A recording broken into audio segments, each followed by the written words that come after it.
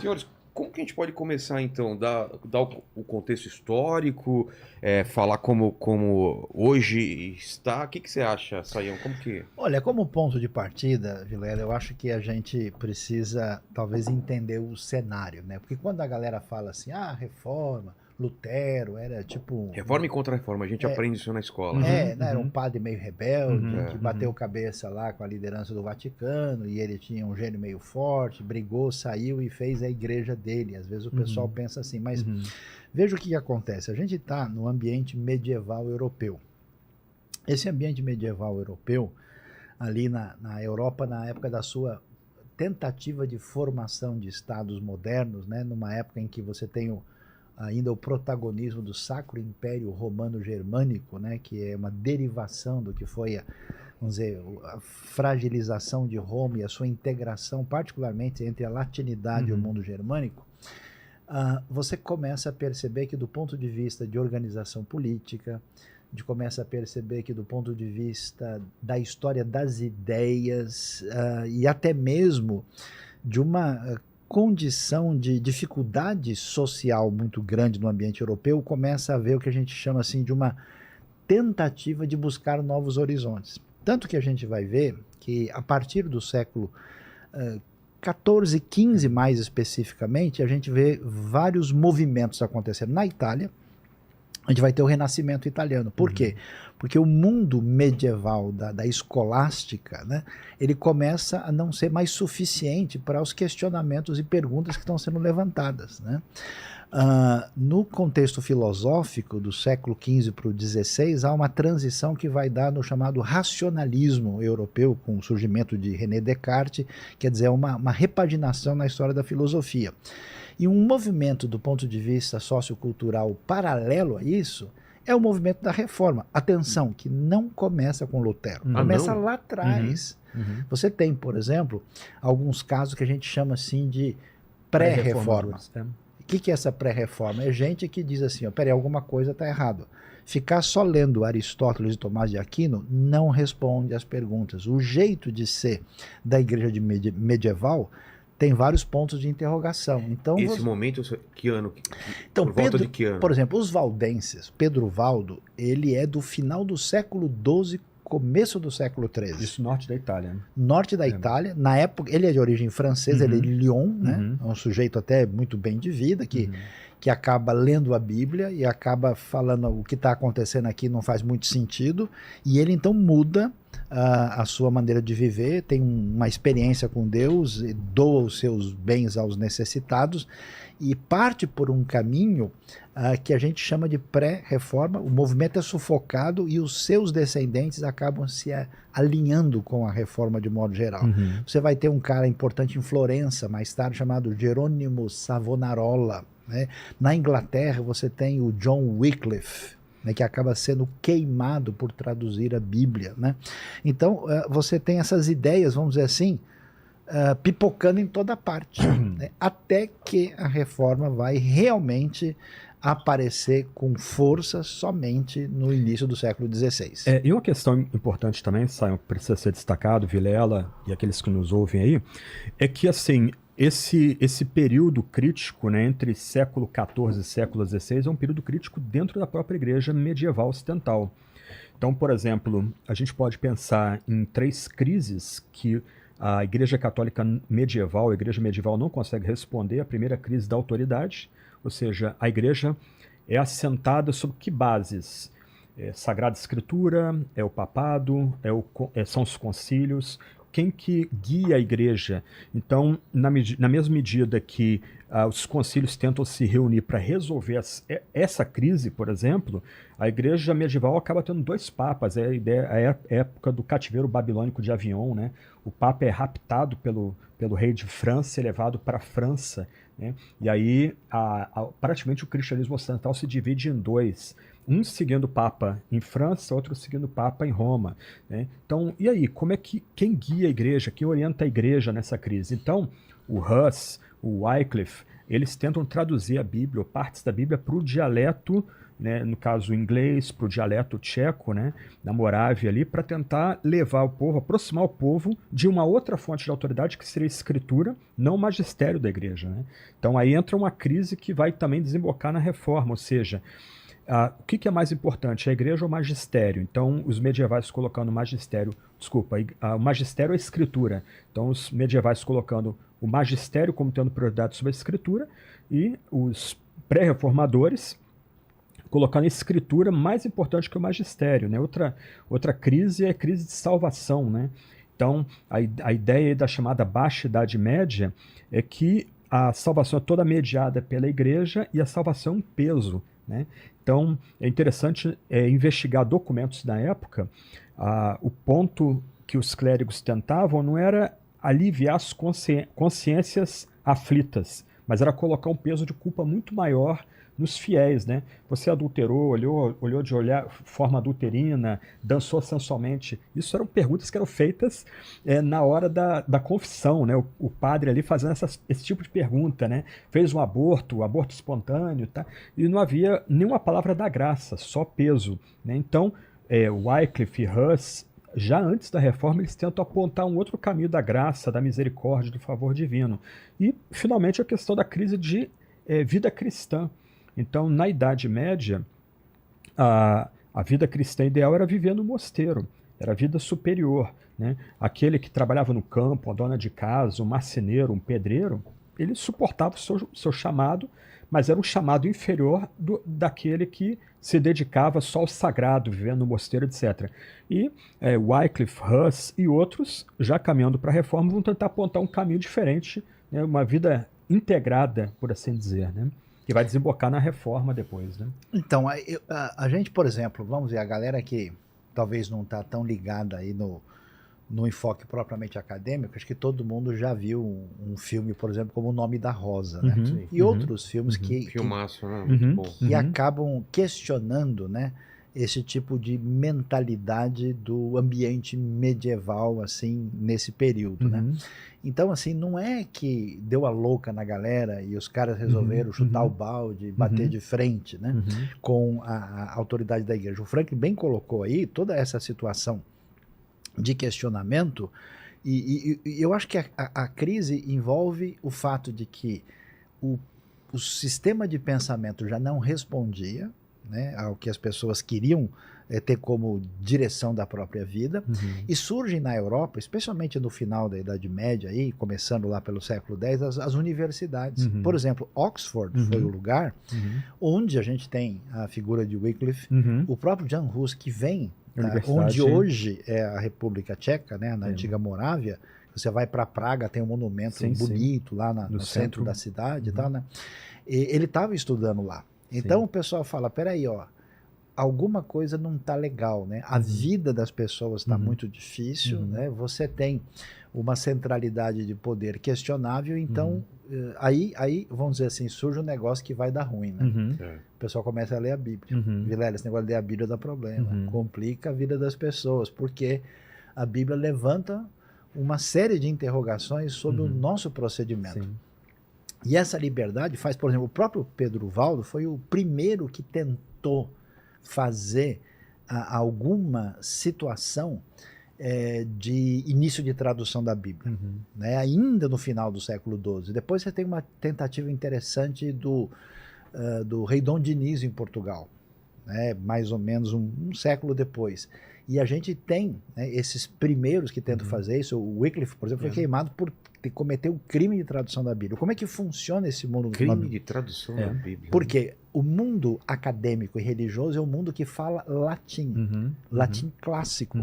As pessoas do dia a dia, elas falam a língua comum, o vernáculo, que seja lá o português, o espanhol, o francês, vamos dizer, os dialetos alemães, dialetos italianos. Então o povo nem tem condições de discutir nada nesse sentido. Eles estão debaixo dessa supervisão geral da tradição religiosa medieval, e eles ou baixam a cabeça ou serão severamente punidos. E aí o que acontece? Existe na Europa novos ventos de liberdade, novos ventos de desenvolvimento da caminhada do conhecimento, e nesse cenário eu vou dizer uma coisa aqui clara, não existe reforma protestante, existem reformas protestantes. Elas surgem, o pessoal, não, é que os protestantes vivem sempre brigando, cada um surge aqui assim, vamos dizer, a necessidade deu espaço para que a coisa caminhasse e surgisse ao mesmo tempo em lugares diferentes. E aí surge, vamos dizer assim, uma revolução cultural, histórica e religiosa que vai mudar a face da Europa e do caminho da modernidade. Mas você está avançando bastante. Vamos voltar um pouquinho aí, que é importante essa questão do pano de fundo. Uma questão que a igreja medieval não dá conta é o medo da morte. Né? Então, a Baixa Idade Média também aconteceu a peste negra.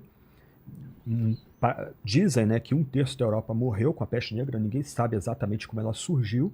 Uma suposição é que ela veio em ratos que vinham no porão de navios que vinham de Constantinopla e chegaram no norte da Itália, Veneza ali, e se espalhou a peste negra. E a igreja enfrentou limites, já que a ênfase toda de salvação era num reto comportamento, e não na questão de se sentir perdoado, as pessoas não tinham segurança diante da peste negra. Então, é muito interessante notar, por exemplo, quadros desse período da Baixa Idade Média, em que a morte é retratada como uma ceifadora dançante matando pessoas a balde, né? E a igreja não conseguindo, ou pelo menos no nível popular, a igreja não conseguindo dar segurança para as pessoas. Então, há um ambiente aí de pavor quanto ao que vai ser do futuro. Se eu morrer agora, para onde eu vou? E aqui uma diferença... A morte estava muito próxima de todo mundo. E uma diferença do mundo atual, né, que a gente viu aí de pandemia, para o mundo medieval, é que o mundo medieval era um mundo, como eu poderia dizer assim, sacralizado. As pessoas, por assim dizer, podiam tocar no sagrado. Havia um senso de presença divina, o que não há mais hoje. Hoje, essa ideia de transcendência foi achatada na modernidade, né? Então as pessoas tinham essa real preocupação. Se eu morrer agora, o que vai ser de mim? Para onde eu vou na morte? Então, peste negra, a gente lê relatos ali, 4 pessoas numa casa, 3 morrem, uma fica viva. Caramba! Mesmo... foi pauleiro. É imaginar uma pandemia elevada à 10ª potência que a gente viveu agora. Aí, que a gente tem esses filmes aí, né? Pilhas e pilhas de corpos. E as pessoas, exatamente, as pessoas não tinham como explicar isso. Porque eu tô vivo, meu pai, minha mãe, ou minha esposa, meus filhos morreram, só eu fiquei vivo, todos na mesma casa. E a igreja, porque perdeu o seu fundamento, tendo dificuldade de responder esse tipo de anseio.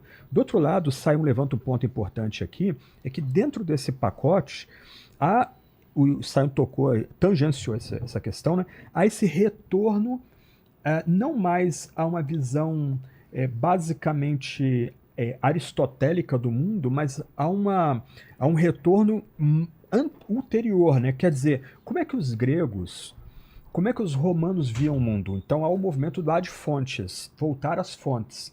Então agora não basta saber só o latim, é necessário voltar aos textos e ao universo que fundou o Ocidente, ou seja, universo conceitual, político, social, até artístico do mundo grego e do mundo romano, para tentar reinterpretar esse mundo que agora chegou ao limite. Então havia toda uma busca agora de, não basta ler a Bíblia em latim, não, a Bíblia tem que ser lida em grego, até mesmo em hebraico. Então começa a surgir agora, e o Sion pode falar melhor sobre isso, né, com mais propriedade, já que ele é tradutor, organizador de traduções bíblicas aqui no país, né? Há um esforço agora de voltar a um texto melhor do Novo Testamento grego. Aí entra Erasmo de Roterdã, que, de certa forma, ainda que depois repudiou na Reforma, ele prepara o caminho da Reforma pela tradução a edição crítica que ele oferece no Novo Testamento grego, mas o interessante desse mundo pré-Reforma é voltar às fontes. Ler Platão no original, ler o Novo Testamento no original. Aí começa com Reuchlin, olha, tem que ler o Antigo Testamento no original, tem que ler o Antigo Testamento no hebraico, não mais a tradução latina do Antigo Testamento, né? Que durante, talvez, praticamente 16 séculos, a Igreja Ocidental lia o Antigo Testamento no latim, não no hebraico. Muito pouco no grego, né? Exatamente. Né? Então aí agora começa a se preparar um pacote que vai trazer um movimento de reformas. A gente pode falar um pouquinho sobre isso, né? Então vamos entender. Então, tinha esse pânico, esse medo da morte Uhum. presente, Uhum. né? Era um mundo onde as pessoas estavam procurando respostas. Uhum. O lado espiritual sempre foi presente Uhum. e a igreja não conseguia, então, Lidar com isso. lidar com Exatamente. isso. É. Ao mesmo tempo, essas ideias de reconectar ou trazer os gregos e os antepassados Sim. estava muito presente Muito. por isso, inclusive. Em grande medida, sim. Quer dizer, o universo conceitual medieval, a partir do século XII e XIII, chegou a um limite. E agora, o que se faz? Vamos voltar às bases. Por isso que entra Michelangelo. Mas vinha Uhum. um mundo de crendice, de apego a imagens também. Tinha se degradado um pouco? Como que estava? De certa Mistura forma, de sim. religiões? Como que estava? De certa forma, havia um tipo de cristianismo popular. Que era esse... Por exemplo, as liturgias todas em latim. Aí, o padre de costas, exatamente, como sacerdote, a grande massa... Ele não ficava olhando para as pessoas. Ele era o mediador, era tudo um em sacerdote. latim, se as pessoas entendem ou não, paciência. Diferente. Aí o que acontecia? Quando terminava essa missa, fazia-se a dramatização de mistérios fora do templo, que era um tipo de peça teatral, onde se explicaria na peça teatral mais ou menos o que foi ensinado dentro do templo na liturgia.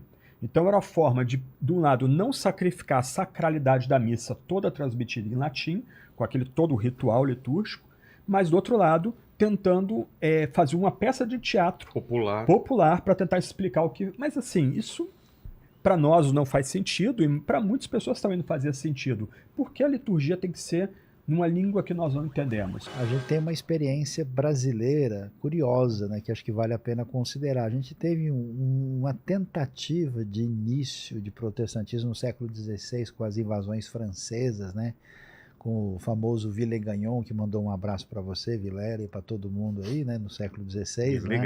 Villegagnon, que chegou lá no Rio de Janeiro, 10 de março de 1557, não é isso? 55, né? 55, que é o primeiro culto protestante oficialmente nas Américas, né? E, só que isso não vinga, né? Nem a presença dos holandeses, e aí só no século XIX, quando o Brasil vai se abrir, né, já no período aí de Dom Pedro II, e que vai ter uma abertura, né, com uma nova Constituição, e que permite, por causa da imigração de suíços, de alemães, presença de ingleses, se permite que os terríveis protestantes tenham uma liberdade controlada dentro dos seus próprios ambientes. Então a gente tem aí mais ou menos 200 anos de tradição protestante no Brasil, vamos dizer, enraizada, principalmente nessas comunidades imigrantes, né? Que também tiveram aí a presença de americanos que vieram para cá por causa da guerra civil americana e se Santa Bárbara do Oeste, americana. A Rita Lee Jones é descendente desses americanos. Ela não curtia muito isso, mas não deixa de ser verdade. Era neta de metodistas. E aí eles vieram principalmente batistas, e aí surge o que é chamado de protestantismo de missão na metade do século XIX, né, com congregacionais, com presbiterianos, com batistas, metodistas, né, que chegam e começam a espalhar essa fé no Brasil com limites, né? Então, por exemplo, o protestantismo brasileiro, que é interessante isso, né? Ele é uma terceira ou quarta mão, né? É muito diferente porque ele tinha limitações, não podia construir uma igreja protestante, a não ser uma cidade de predominância alemã ou suíça, Nova Friburgo, por exemplo, ou cidades do sul, que é migração alemã, né? Nova Petrópolis. Você podia fazer alguma coisa assim, mas as igrejas não podiam ser igrejas mesmo, elas sempre... Não podia ter campanário, não podia ter cruz, tudo proibido pelo Estado, né? Era tudo cara de caixote, né? Como igreja de periferia. Uma casa simples, com a placa é mais nada. Né? Mas o que acontece é que, por incrível que pareça, esse protestantismo que surge, protestantismo histórico, ele era um agente transformador na direção da modernidade. Quem pensava em estudo, em conhecimento, em progresso, educação para todos, educação é que se associou a esse protestantismo original que se estabelece no século XIX, apesar de muita perseguição, um protestante não podia ser enterrado no mesmo cemitério. Até isso. Por que foi fundado Mackenzie? porque o protestante não pode estudar numa escola comum. Então existe uma repressão, né? Ele não poderia ser enterrado num cemitério católico, que era Campo Santo. Aí tem que ter outro cemitério protestante. Como tem Por aqui em isso que São foi Paulo. fundado, foi em função dessa relação de discriminação, né? E aí fica difícil da gente achar que tudo bem com esse tipo de procedimento, né? E por incrível que pareça, principalmente por trabalho de gente leiga, principalmente por gente que saiu distribuindo a Bíblia pelos interiores do Brasil, esse protestantismo começa a se desenvolver e a crescer e vai ter um impacto muito significativo na formação da realidade brasileira, mas a gente vai ter uma transição, né? No começo do século XX a gente tem uma chegada dos chamados movimentos pentecostais, com dois muito distintos, que é as Assembleias de Deus e a Congregação Cristã do Brasil, né? Chegando aí com dois missionários suecos, conhecido, né? O famoso Gunnar Wingren e Daniel Berg, e Luigi Francescon na Congregação Cristã do Brasil, ítalo-americano. E esse movimento começa, vamos dizer, a adquirir contornos, especialmente a Assembleia de Deus mais de brasilidade, criam, digamos, uma igreja muito peculiar à realidade nossa aqui. E depois da década de 50 começam movimentos novos, que são igrejas de cura divina, movimentos como a Igreja Quadrangular, depois a Igreja da Brasil para Cristo, a Igreja Deus é Amor. E aí, a partir de 1977, nasce um negócio muito diferente chamado neopentecostalismo. Então, a pergunta que a gente coloca é o quê? Aquilo que é protestantismo raiz, que tem a sua presença no Brasil, eu acho que é mais, vamos dizer, detectável nas igrejas históricas, ele passa por um processo que é até difícil de analisar, né? Porque nesse meio pentecostal, como a coisa se distancia em muitos aspectos, algumas dessas igrejas antigas proibiam estudar, imagina. A tradição protestante, por definição, ela se opôs ao jeito medieval de ser, valorizando o estudo e o aprofundamento cultural, né? E esse pessoal entra numa pegada meio obscurantista, né? E quando chega o neopentecostalismo, aí eu não sei, acho que eu vou jogar a batata quente na mão do Franklin, na sua, para saber se esses movimentos neopentecostais podem ser considerados protestantes, ou a gente está vendo uma outra coisa aí. Então a gente está falando aí de 5 ondas, né? Ondas, eu não sei se eu poderia usar essa metáfora, né? Mas o fato assim... A Batista está onde nessas ondas? Então, vamos lá, por partes aqui. Batista é histórica. Nós falamos de 4 reformas, pelo menos. Então, a luterana, a reformada, baseada em Genebra, Zurique, a anglicana, de Henrique VIII, e a anabatista. Dessas 4, a anglicana é que vai provar mais divisões. Ah, é? Então, Subdivisões. Então, assim, mais ou menos aí 100 anos depois da fundação do anglicanismo, então começa dentro do anglicanismo um movimento de contestação do anglicanismo. Alguns pregadores, alguns eruditos de Cambridge, sobretudo, começaram a se tornar muito críticos do anglicanismo, porque eles viam o anglicanismo como uma via média. Ou seja, o anglicanismo tinha uma doutrina reformada, mas manteve a estrutura e a liturgia do catolicismo, né? Então, esses críticos começaram a ser chamados de puritanos, que não tinha nada a ver com aversão a sexo, bebida, fumo. Porque ficou associado o puritanismo a isso. Exatamente. Né? Até o C.S. Lewis diz que a gente tem que imaginar os puritanos como o oposto do que se caricaturiza deles, né? Ah, é? Então, ele vai dizer, olha, o puritano fazia amor com sua esposa para a glória de Deus, bebia, fumava, só que eram os eruditos, formados em Oxford, formados em Cambridge, usavam as roupas da moda, eram os caras antenados com tudo que estava sendo debatido do continente europeu. Essas coisas vieram depois. Exatamente. Né? Então, o puritanismo nasce como um movimento de crítica ao anglicanismo, que era a igreja estabelecida. Então, começa ali um movimento de crítica. Os Estados Unidos é muito puritano? Vamos chegar lá. Então, dentro da Inglaterra começa, então, uma parcela do puritanismo começa a criticar a igreja anglicana, e daí vai vir o presbiterianismo. Ah, tá? Que também vai ter influência do John Knox da Escócia, que bebeu lá em Genebra, era co-pastor, ele era pastor da igreja, ficava do lado da igreja de Calvino em Genebra. Então tem a igreja de São Pedro e do lado da igreja escocesa. Até hoje está lá os dois templos juntos, né? Então, aí tem os presbiterianos. Depois vem os congregacionais, saindo dentro do presbiterianismo. Então os presbiterianos pensando num tipo de governo representativo, e rompendo com a ideia de uma única igreja episcopal, que era a igreja anglicana.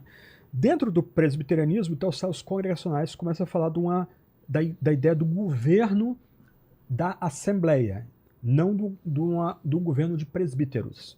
E dentro do congregacionalismo estão os batistas, que levam o argumento congregacional a um ponto mais amplo. Bom, se a igreja é governada por assembleia, essa assembleia tem que ser uma assembleia de crentes. Então a gente tem que abandonar o batismo infantil e começar a batizar crentes, confessantes, pessoas que possam dar uma profissão de fé pública de que eles seguem a Jesus e se responsabilizam pelo governo conjugado da igreja. Mas, dentro da igreja anglicana, mais adiante, 100 anos depois do puritanismo, aliás, antes de chegar lá, né, aí o puritanismo começa a ser perseguido pelos anglicanos.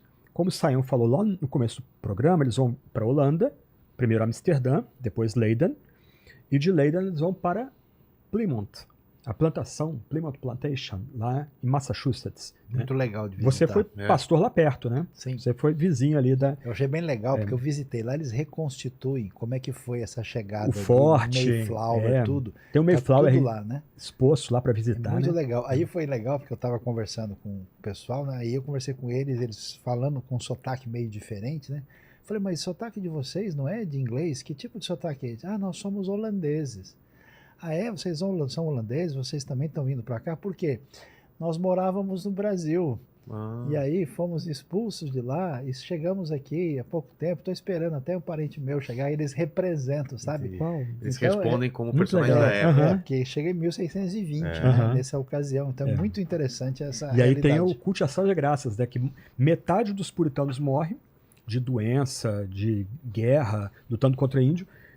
A outra metade fica viva, passa o inverno, né, 1621, e só consegue permanecer vivos porque uma tribo indígena começa a ajudar eles a cuidar, a plantar, a pegar, plantar abóbora e milho. Os quanto, né? Os quanto é o índio que vai viver com eles, vai morrer. Uma história muito legal. Muito legal. Os quanto se entra na aldeia, vive com eles e vai morrer. Ele assim, foi abraçado pela comunidade ali. Aí tem o famoso quadro idealizado, né? Os puritanos e os índios comendo na quarta-feira de novembro, na quarta-feira, na quarta que a gente quinta-feira. Comemorou agora. É ação de graças, né? É a última mensagem pregada que está no YouTube. Da Black Friday exatamente. Que vem depois da ação de graças. Para mim é um dos grandes feriados. É o único feriado protestante. E para mim é um feriado muito significativo, porque você... Que no Brasil oficialmente é reconhecido. Exatamente. Oficialmente. No passado, década de 80, tinha culto aqui no Morumbi, fazia um culto aqui no Morumbi, tá, com cânticos, etc e tal. Mas aí começa a migrar, fugindo da perseguição anglicana para a América, os congregacionais primeiro, depois os presbiterianos. De certa forma, eles vão fundar a América contemporânea. Os anglicanos começam a enfrentar crises na Inglaterra, por causa do deísmo, etc e tal. Aí surge um homem chamado John Wesley, que vai fundar em Oxford, onde ele estudava e fazia lá o doutorado dele em filosofia, o Clube Santo, os metodistas. E esses metodistas, né, também uma história longa tornada curta, eles vão se dividir entre eles.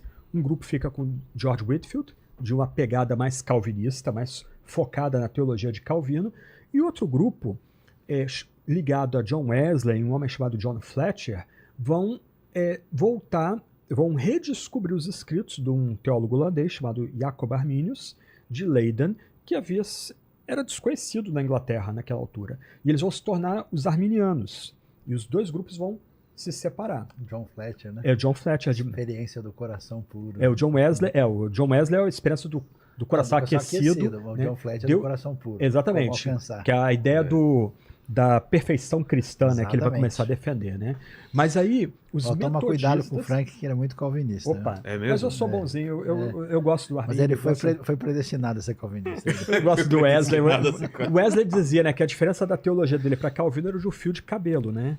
Mas você sabe o que é interessante? Hoje tem uma polêmica maluca aí dos calvinistas e arminianos. A gente fez um debate aqui. Mas o curioso é que, digamos, os calvinistas e arminianos originais, eles eram muito gente boa. Inclusive, ele está mencionando aí o George Whitefield, que é um grande avivalista, né? Talvez os maiores pregadores da história, né?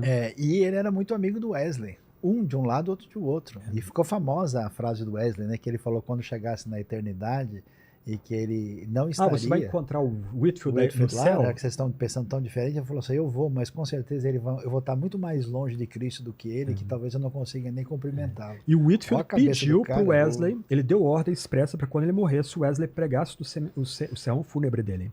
Né? E os dois, um calvinista e outro arminiano. Mas só voltando à história, o ponto aqui, né, onde nós chegamos Exato. aqui, né? Então, assim, aí veio o metodismo.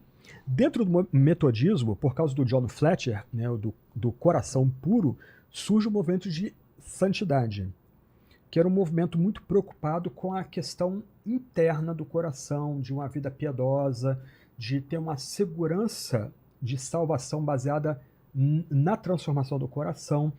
E esse movimento aí vai ter uma influência forte na Inglaterra, no final do século XVIII, começo do século XIX, chega nos Estados Unidos, e aí do movimento de santidade, que aí transcende denominação, surge o movimento pentecostal. Então aí você tem várias gerações, né? Então você tem o movimento de reforma original no continente, Wittenberg, Genebra, Amsterdã.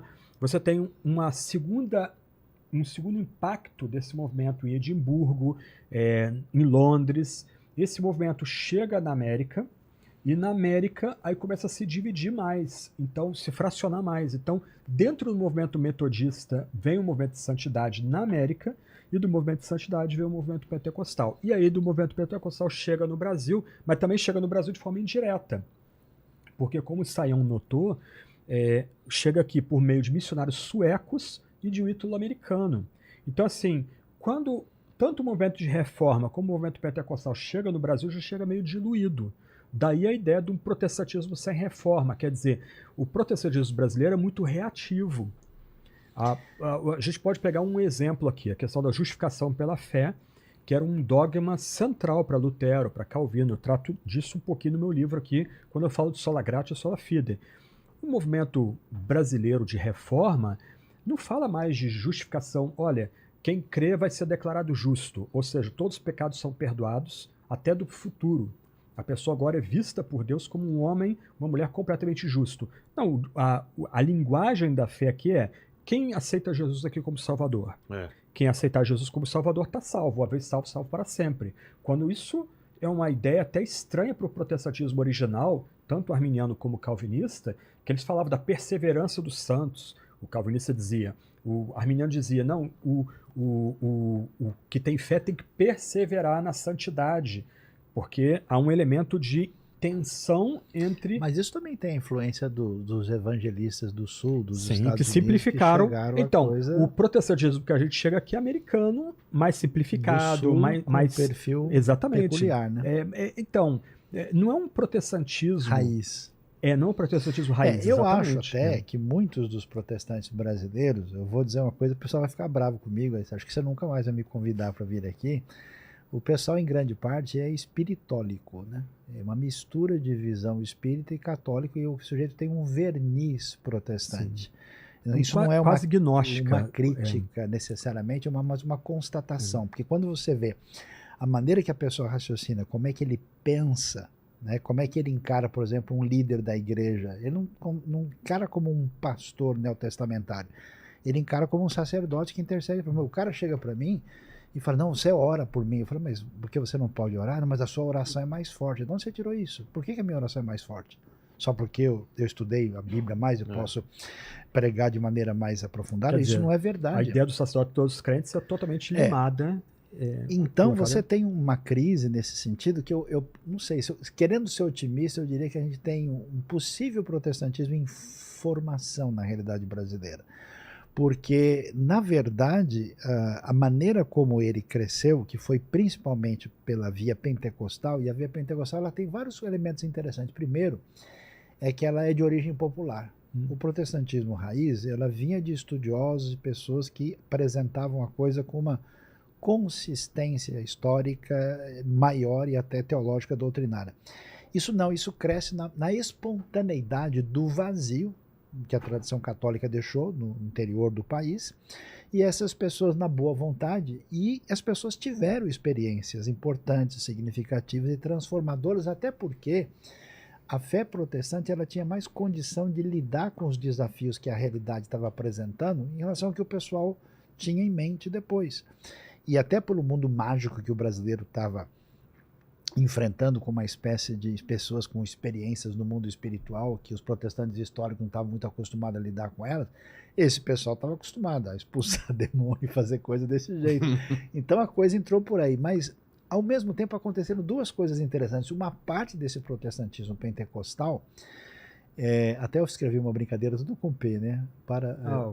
Protestantismo para o Brasil. Protestantismo, perspectiva do protestantismo para o Brasil, né? Para poder pensar o principal problema do país português, né? Uma coisa, uma brincadeira que depois eu te encaminho aí.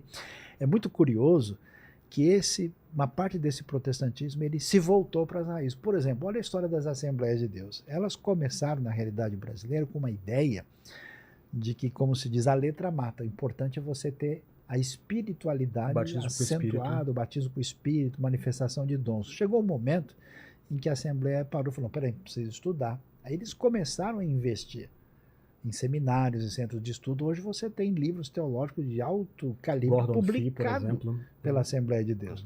Mas outros movimentos foram num caminho muito complicado. Aí surge o neopentecostalismo como herança posterior.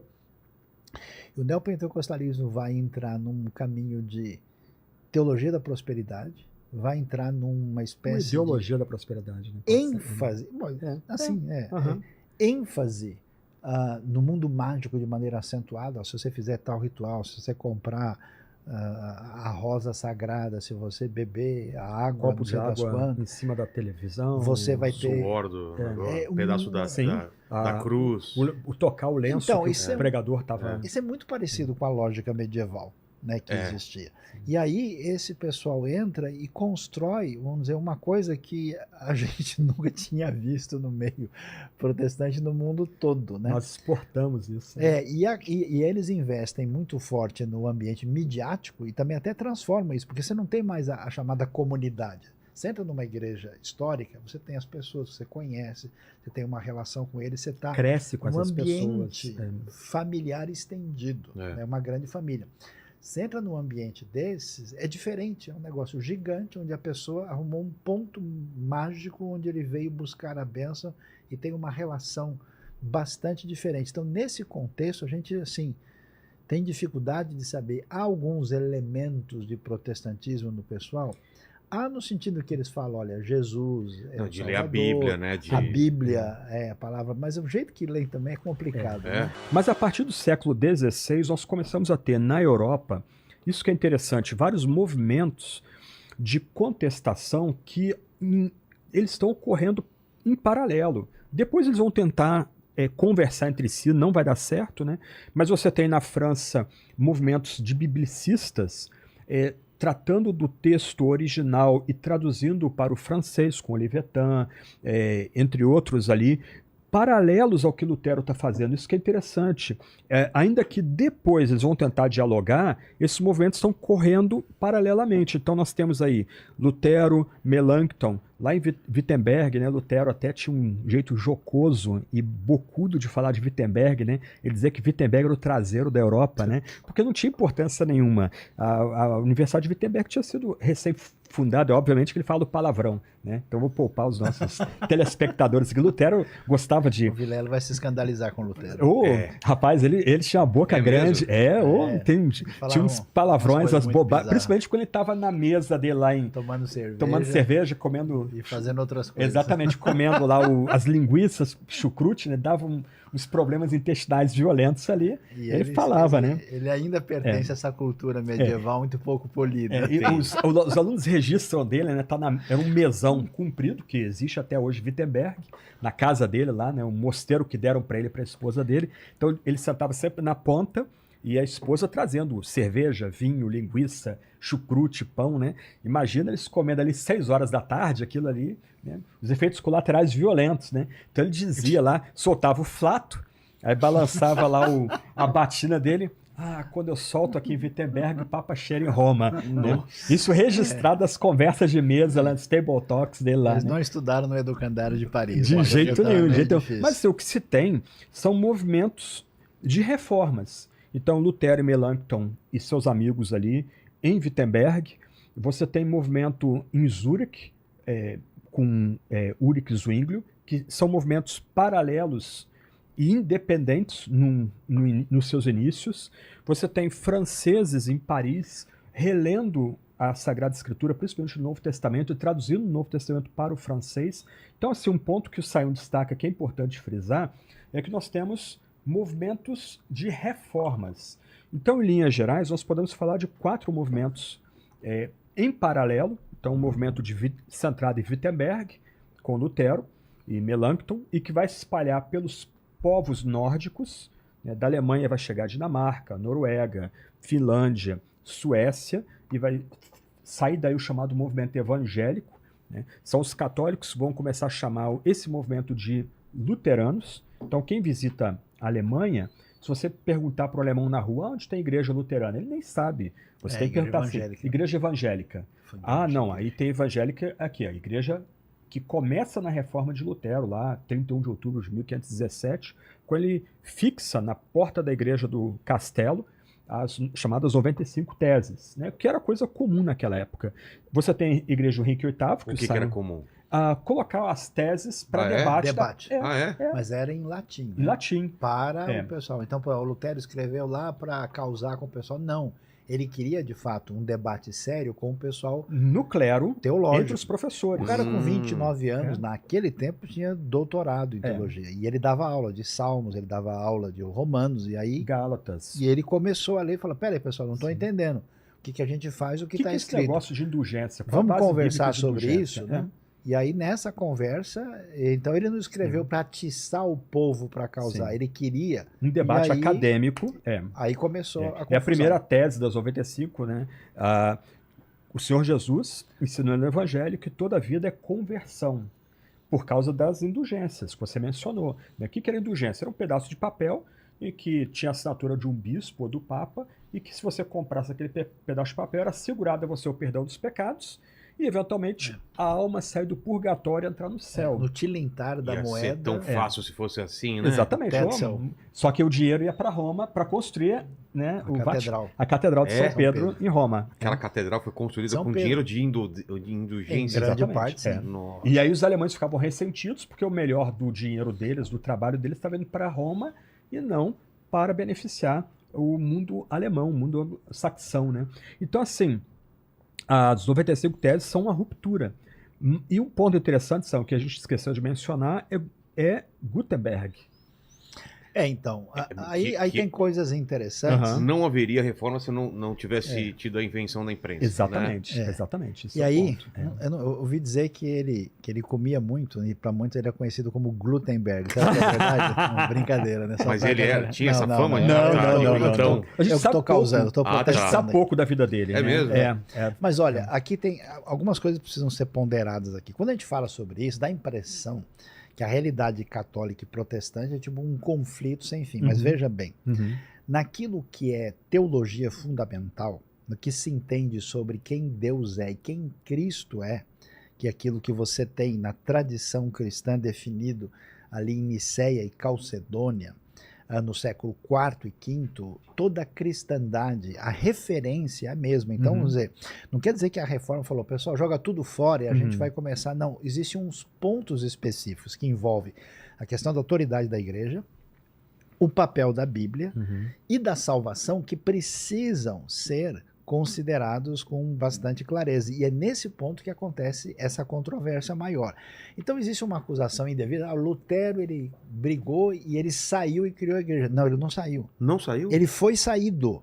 Ele foi expulso. Então o que é que acontece? O Lutero... A ideia dele não era no início de sair. Não. Ele foi chamado diante de Carlos V, que era o imperador do Sacro Império Romano Germânico e ao mesmo tempo o rei de Espanha, que tipo dominava o mundo na época, o cara mais poderoso do planeta. E na Dieta de Worms, em 1521, ele é chamado a se retratar.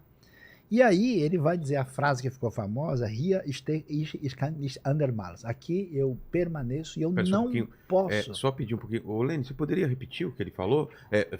Vamos falar. Hier stehe ich kann nicht andermals. Tudo bem. Vamos lá. Tuti, você que é um cara que é fluente, né? Em várias línguas. Corintiano ali, ó. Vamos lá, corintiano. Cara, se eu te falar que eu já esqueci. Então, por favor, de novo, Sayão. Hier stehe ich, ich kann nicht andermals. Vamos lá. Cara, eu não. Sem brincadeira, eu já esqueci de novo. Ele esqueceu até o que ele ouviu. É que o sotaque dele é diferente. É, Ele é de e outra... Não, o Asterix, que é amigo do Obelix. Exato. Né? O que quer dizer Não, isso? ele disse aqui permaneço eu e eu não posso voltar atrás. Ou seja, ele prossegue dizendo, a não ser que me prove pela Escritura, somente pela Escritura, eu preciso ser fiel à Escritura e à minha consciência. Eu não volto atrás nem diante do cara que domina o mundo. Caramba. Então o Lutero é expulso. Excomungado ou não? Excomungado. E aí ele vai, então, se esconder lá no castelo de Wartburg, aí o Franklin, que entende mais da história... Porque ameaçado de morte ou não? Uma vez excomungado, ele pode ser morto. Quem matar ele faz um favor Sério? para o mundo daquela época. Exatamente. E aí ele é escondido no castelo onde ele vai traduzir, né? Eu tive a oportunidade de viver o quarto lá onde ele fez essa tradução. E em 3 meses ele traduz o Novo Testamento para o grego, que o homem era fera. Naquela época era o quê? Pena... Vamos escrever. Pena, tinta... Claro. Que depois seria levado para alguém fazer aquilo, tornar aquilo um livro na gráfica. Entendi. Mas no começo o trabalho braçal, todo feito em perna. Agora, só para você ter uma ideia, né? Agora, puxando a sardinha para o meu lado aqui, né? 3 meses foram o Novo Testamento em grego. O hebraico precisou de 13 anos com 8 especialistas. Exatamente. Porque a dificuldade que é. Outro departamento. E quem visita lá Berlim tem o domo, a Berliner Dom, né, que é a maior igreja protestante de Berlim. Logo na entrada, um dos painéis de bronze, alto relevo, é Lutero e seus amigos traduzindo o Antigo Testamento do hebraico para o alemão. Ele acha essa imagem? Será na internet para colocar isso? Sim. Se você procurar em Berliner Dom, a principal igreja de Berlim, vai ter imagem, fica logo na entrada, tem o alto relevo. 1521 a 1534 a tradução. Mas aí que tá. Isso que o Franklin mencionou, que é um ponto histórico que merece atenção, foi exatamente o papel do Gutenberg. Né? Por quê? Agora você vai ver, Vilela, que o seu podcast não é nada. Quem começou o podcast foi o Gutenberg lá atrás. Antes do Naldo? Você tem que conversar com ele. O Naldo Bene que começou. Então, e antes dele Mas o podcast dele era outro papo. O que acontece? O mundo medieval é um mundo onde pouquíssimas pessoas têm acesso à educação. É realmente a nobreza, é o clero. A maior parte da população não tem educação e formação nenhuma. Até porque essa educação ela é em latim. E as pessoas falam outras línguas, então o mundo é diferente. E o acesso a alguma coisa, a um pergaminho de um livro, ele é muito limitado. E era caro. E caro pra caramba. Sim, porque é tudo manuscrito. Quando Gutenberg, né, vai publicar lá em 1454, que aliás é o primeiro livro, aliás é uma emoção muito grande entrar lá em Mainz, no museu, e ver uma réplica do que foi a prensa do Gutenberg, e você pode inclusive fazer uma impressão na hora ao vivo. Por favor, acha a imagem dessa... de Gutenberg. E aí você tem numa sala especial toda fechada a primeira Bíblia. A Bíblia impressa, ainda é a edição latina do Só Gutenberg. tem 10 exemplares dela no mundo. E é uma raridade muito grande. E aí o que acontece? Você tem a mudança do esquema de ter a coisa em pergaminho para os primeiros livros, agora tipograficamente impressos. Isso fez com que os livros baixassem de preço em 70% a 80%. O que acontece? Esse é o... Eles colocaram a imagem aqui? Esse é Berliner Dom. Então aqui embaixo, da entrada, vai ter um dos painéis de bronze que é Lutero e seus amigos traduzindo. Você acha esse painel também e o Gutenberg, o que seria a prensa de Gutenberg. E aí o que acontece? Agora as ideias que vão, né, serem desdobradas... vai circular muito mais facilmente. Por isso que a reforma se espalha, porque era o podcast da época. Era uma forma de... Era o Vilela Gutenberg que estava em ação, né? E aí a coisa entrou lá de tal maneira que essas coisas começaram a ser lidas em toda parte. E qual é a diferença? Agora você pode ler na sua língua. Em vez de, em princípio, creavit Deus terram et caelum em latim, né? An Anfang schuf Gott die Erde und der Himmel. Só que aí o negócio aparece... é tão doido, voltando àquela ideia do universo cheio da presença divina. Quando o Gutenberg cria a prensa, né? E daí começa a fazer livros, né, de roldão, isso foi um choque para os medievais. eles não conseguiam entender como uma página pode ser copiada igual várias vezes. Então, por exemplo, o fato de uma página ter um errinho, uma mancha, e aquela mancha ser reproduzida várias vezes, aquilo era coisa do demônio. Então tinham muitos bispos e clérigos que viam com muita desconfiança. Não entenderam direito. Exatamente. Mas isso é fascinante, por exemplo, essa questão do texto agora se tornar popular, porque do outro lado começa a obrigar os reformados a ter que criar escolas entre os luteranos, entre os calvinistas em Genebra ou Edimburgo, que seja Amsterdã, porque agora o fiel precisa aprender a ler. Porque já que ele tem a ideia, já que se tem a ideia do livre exame, então agora a educação precisa ser popularizada, as pessoas precisam ser educadas para aprender a ler o texto no seu próprio idioma, para ele poder ter acesso ao texto do seu idioma. Isso até tem impacto sobre a mudança da própria arquitetura da igreja. A igreja agora não deve ser mais escurecida. Ali é ao fundo, né? A prensa, e aqui uma cópia de um manuscrito. O manuscrito, então, fica com esse papel mais fininho, assim, e encadernado. Ele é Exatamente, na forma de um livro. Né? Mas essa foto ainda não é da Bíblia mesmo, que ela está numa sala fechada. Só tem escura. 10 exemplares dessa Bíblia.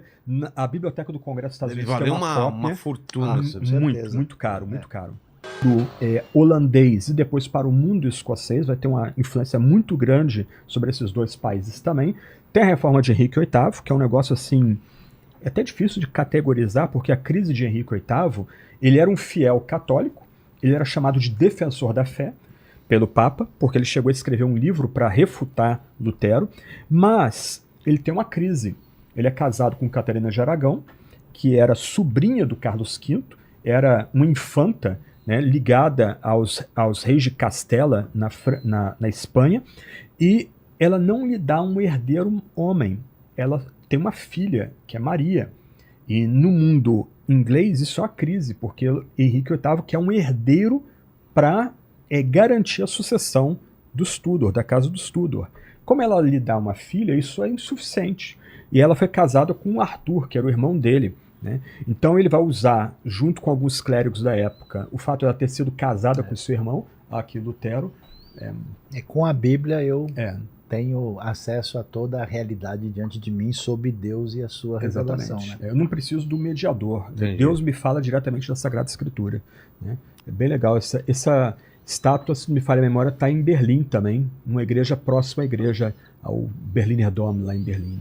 Né? O pessoal às vezes não entende, né? Entra em crise, porque o que acontece, né? O Frank está falando da reforma calvinista na Suíça, que abriu espaço pela primeira vez para você comentar o texto bíblico a partir de um estudo sério. Uhum. Então a reforma ela abre o espaço para o uso adequado da razão, do entendimento. Ela é uma espiritualidade que se distancia desse mundo exageradamente místico. E quando os reformadores falavam sobre a Bíblia, eles tinham que trabalhar exegética e teologicamente dentro do texto. Por isso que isso abre um caminho para a educação. E hoje a gente está dentro de um ambiente onde qualquer pessoa abre a Bíblia para falar qualquer coisa sem saber de nada. Então eles não fazem a diferença entre livre interpretação, quando o cara fala o que dá vontade, e livre exame. O exame é livre, mas você tem que fazer isso direito. Por isso que você vai ter um grande espaço para um crescimento de conhecimento, de educação, de formação nos países, mesmo o catolicismo que permanece em países de influência protestante é bem diferente do ambiente onde o catolicismo foi hegemônico e não teve esse caminho de liberdade que o ambiente reformado trouxe. Então a gente tem o Henrique VIII, ele vai ter o apoio de alguns clérigos que eram católicos e depois vão romper junto com ele, né? O Thomas Cranmer, o mais famoso, eles vão criar um argumento para justificar o divórcio dele de Catarina de Aragão. Só que, por causa de pressões políticas, o divórcio não é aceito. Então, o que o Henrique VIII faz? Ele vai, junto com esses clérigos, romper com a Igreja de Roma. E um argumento, né, é que a Igreja da Inglaterra é uma igreja tão antiga quanto a Igreja de Roma. Porque lá no século VI, um monge chamado Agostinho, não de Hipona, o famoso, né, mas outro Agostinho, ele é enviado pelo Papa Gregório VI para levar a mensagem cristã para a Inglaterra. Então, o chamado Agostinho de Cantuária, já no século VI, ele chega lá na Inglaterra e lá ele começa um trabalho de evangelização. Então, o argumento é o seguinte: a igreja da Inglaterra não precisa estar ligada à igreja de Roma, porque a gente tem uma história quase tão antiga quanto a igreja romana. Então, há uma ruptura ali. Mas essa ruptura ocorre por questões basicamente políticas e dinásticas, não tanto como em Wittenberg, lá com Lutero, e em Genebra, em Zurique, com Calvino e Zwinglio, por causa de questões de fé, né? A reforma de Zwinglio começa em paralelo à reforma de Lutero. Zwinglio, diferente de Lutero, a questão é salvação, indulgência. Como é que uma alma atormentada pode ter paz com Deus? Zwinglio é outra questão, ele está lutando com o medo, o anseio da morte por causa de doença, ainda há resquícios ali das pestes que assolaram a Idade Média, e no meio de uma doença ele começa a ler o Novo Testamento grego lá de Erasmo de Roterdã e ele vai chegar à fé dessa forma, né? Então é uma peregrinação paralela à de Lutero. Mas em ambos os casos, tanto Zwinglio como Lutero, como Calvino, a questão é de fé.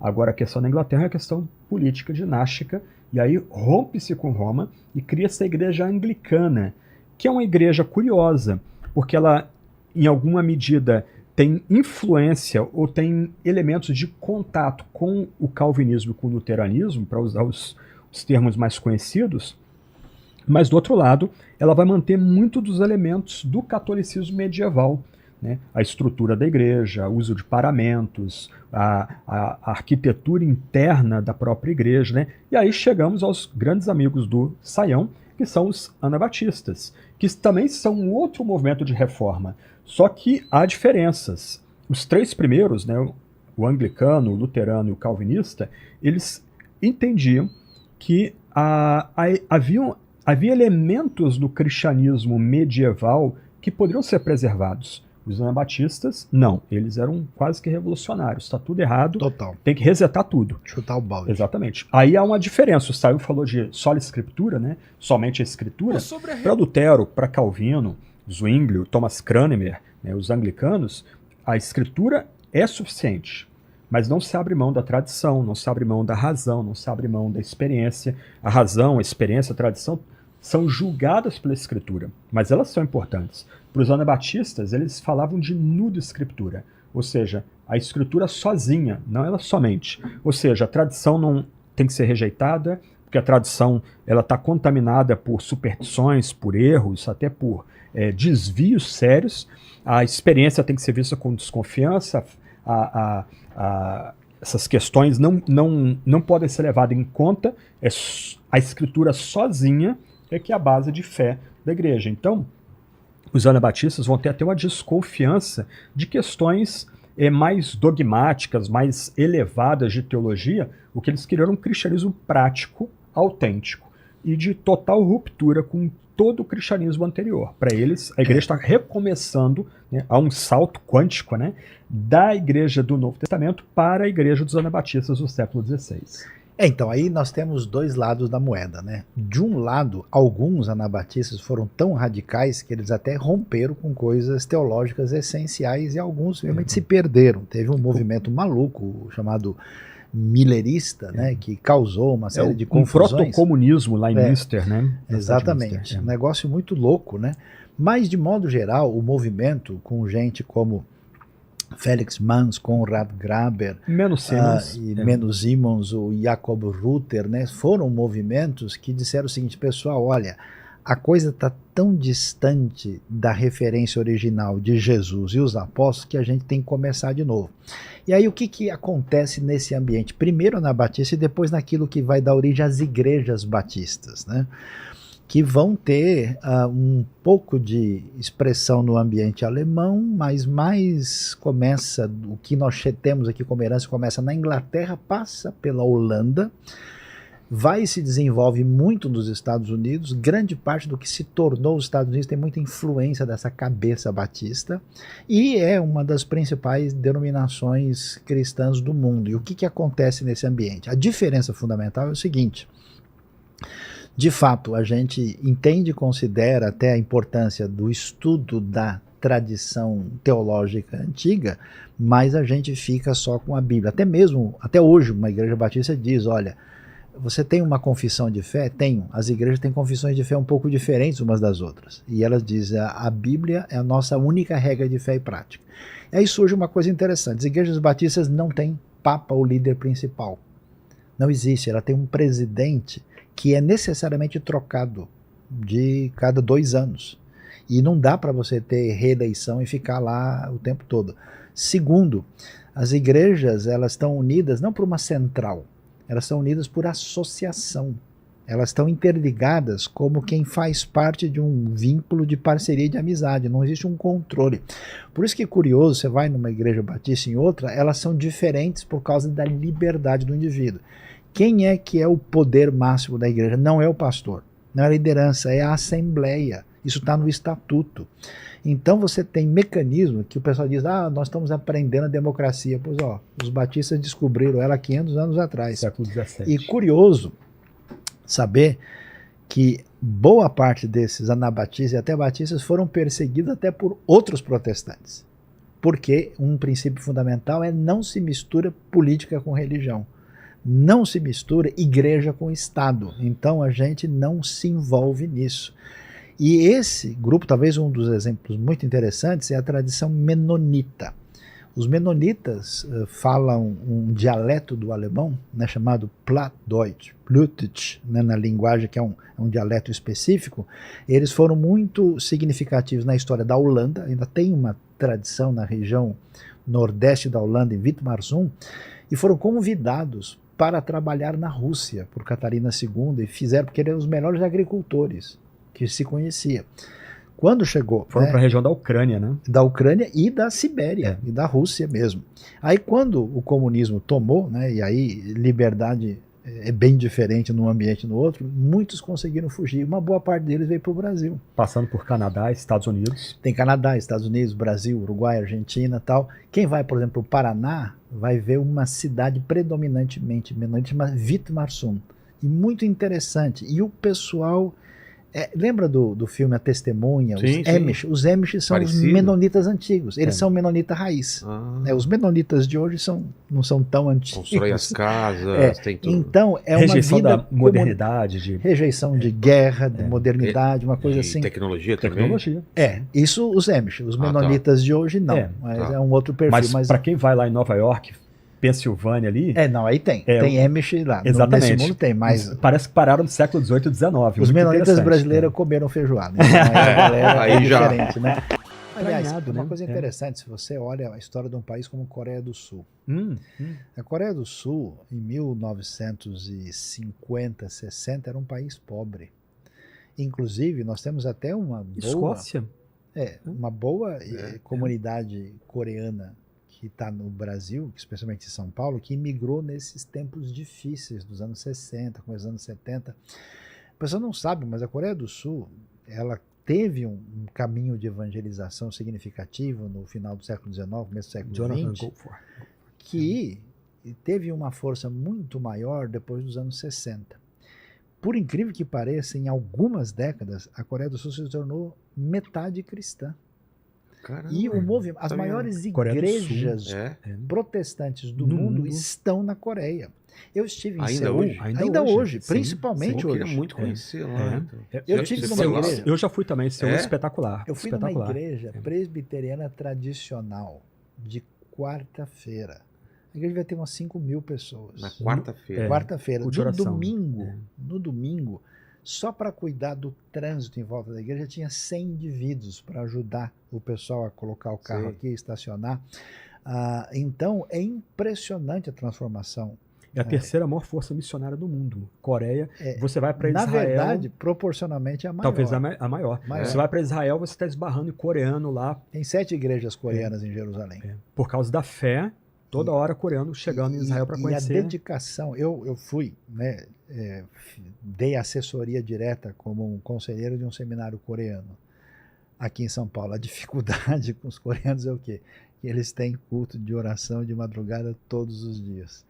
Aí os alunos chegavam para ter aula lá capengando porque a exigência é muito grande. Então é impressionante. Hoje você tem uma força protestante e evangélica, também tem um movimento católico forte, impressionante. E hoje você vê a Coreia do Sul, que era um país considerado até, vamos dizer, frágil diante das potências, que acho que é o pior lugar do mundo para se estar, do lado da Rússia, do Japão e da China. E da Coreia do Norte. E da Coreia do Norte, que foi uma divisão Exatamente, decorrente das confusões. Mas assim, você imagina que você está diante de um pessoal que sempre invadiu e pegou todo mundo para bater, né? A Coreia está ali, né? O povo mais sofrido. E eles sempre foram vistos como discriminados, inferiores. A ocupação japonesa ali foi horrível. Depois a Revolução Comunista no Norte foi um problema grave, né? Então o coreano sempre teve naquela região um sentimento de inferioridade. Por causa da mudança forte, a Coreia hoje tem Hyundai, né? A Coreia hoje tem Samsung. É um país impressionante. E é um país do tamanho de Santa Catarina. É incrível. Incrível. Tem É um país, impacto muito impressionante. né? Muito impressionante. E além disso, fazem comida muito boa. Mas você foi não, lá? isso. Opa. Você não gosta? Pimenta não. Para. Japonesa pode me chamar. Nossa, a comida coreana é muito não, boa. Não. Ele já me levou num restaurante e quase morri. E você foi para visitar? Foi uma... Então eu estive no Extremo Oriente umas 7 vezes, né? No Japão, na China, viajei por vários países. Então eu fui numa mistura de viagem cultural como viagem também com um foco cristão. O que aconteceu foi o seguinte. muito fazer esse circuito. Japão, espetáculo, Coreia, espetáculo. Na Coreia, são países impressionantes. Eu fui num encontro internacional de asiáticos de contexto com principal finalidade de ajudar os chineses que teriam liberdade de ir lá de vez em quando e conseguir fazer. Porque esse projeto do Rota que eu apresentei aqui, ele está sendo traduzido para 14 línguas, né? E entre elas, uma das pioneiras foi o mandarim. Então a gente desenvolveu um comentário bíblico e aí o pessoal ali perto tem mais acesso a essa realidade. Mas vamos ver, essa viagem por Oriente é show de bola, é uma experiência.